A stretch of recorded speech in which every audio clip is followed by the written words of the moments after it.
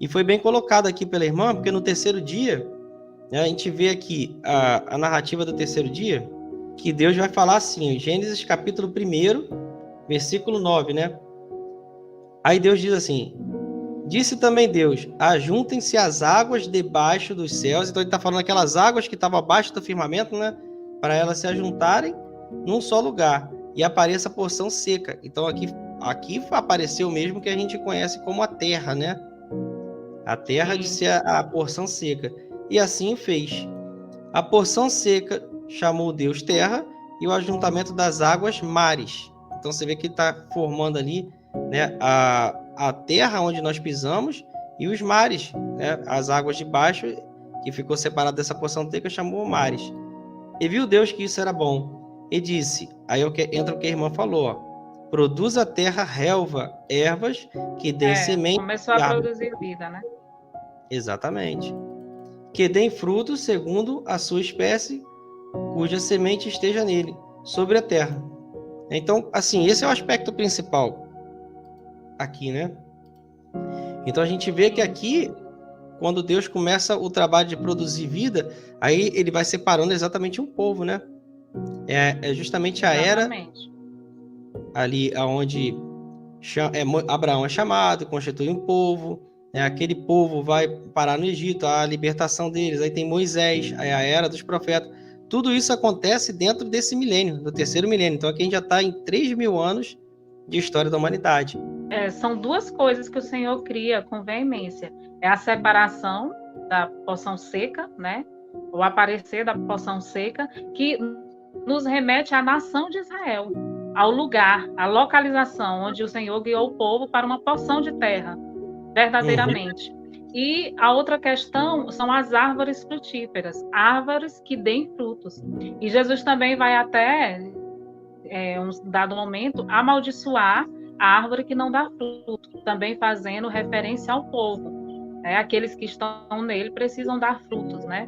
Então, a partir desse momento, o Senhor ele começa a construção de uma nação e de um povo separados.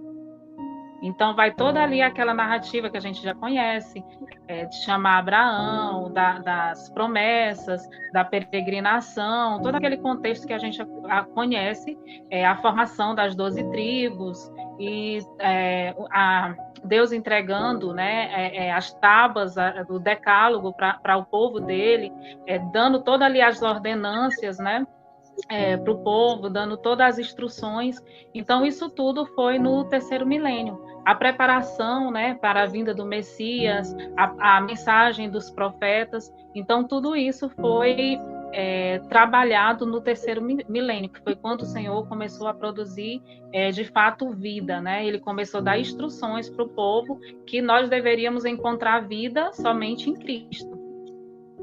Exatamente. Todos os profetas apontam para Cristo, todos os profetas testemunham dele, né? E existe, como já falei, um povo santo e uma nação santa, separada por Deus para levar essa mensagem e, através desse povo e através dessa nação, demonstrar o caráter de Deus ao mundo que estava em trevas, ao mundo que foi julgado pelas suas más obras através do dilúvio. Exatamente. Então a gente vê que do meio de um mundo todo contaminado, né? Que aí Deus falou, maldita é a terra por tua causa, por o homem, né? Por causa do pecado. A gente vê que Deus está separando desse meio, né? Ali separando um povo, né? Desse meio. Como é que o chamado que Deus faz para Abraão, né? Sai da terra de Ur, sai do meio da tua parentela, vem para um lugar que eu te mostrarei, né? Uma terra que mana leite e mel. Então, o chamado de Abraão foi justamente, sai do meio das trevas, sai de onde tu estás, e vem por um caminho excelente que eu vou te mostrar, né? Amém. E isso é cíclico, né? Isso é algo que, ao longo da história, Deus vai repetindo ali várias vezes, né? Abraão sendo chamado ali para um outro local, é o povo que estava escravizado no Egito e é liberto, ele volta para esse local, depois o povo fica na Babilônia, Deus liberta da Babilônia, volta para cá, então Deus está mostrando de maneira cíclica ao longo da história, né? O Kemuel comentou aí agora, eu olhei o comentário dele, que é justamente o que eu tinha falado antes, que se a gente for observar, as bênçãos das 7 igrejas também tem tudo a relação com isso, né? Por exemplo, na segunda igreja está Apocalipse 2:11, né? Não recebe o dano da segunda morte. Apocalipse 2:11. Não recebe o dano da segunda morte, ou seja, não vai receber o juízo que o homem recebeu por conta do dilúvio, que a humanidade recebeu por conta do dilúvio, por conta das suas más obras. Então, ao que vencer, ao vencedor, de modo nenhum sofrerá o dano da segunda morte. A segunda morte é o quê? É o juízo de Deus sobre o pecador. Exatamente. Ele citou aqui também o maná escondido, tem uma promessa aqui também que está relacionada... Sim, da terceira igreja, justamente casa com o terceiro milênio, com tudo aquilo que aconteceu. Olha só as promessas para a terceira igreja, é o maná escondido, o povo não comeu o maná no deserto? Sim. É o maná escondido, é uma pedra, e também um novo nome, né? Que Abraão, ele deixou de ser Abrão, passou a ser Abraão. Então, tudo tem relação com as coisas que aconteceram nesse terceiro milênio. Exatamente. Tem algo também na Torá relacionado ao maná, que durante 6 dias, né? Durante 6 dias eles tinham ali o maná, a provisão de Deus, mas de um dia para outro, esse maná, ele estragava, né? De um dia para outro. Só que isso não acontecia do 6º para o 7º, olha que coisa.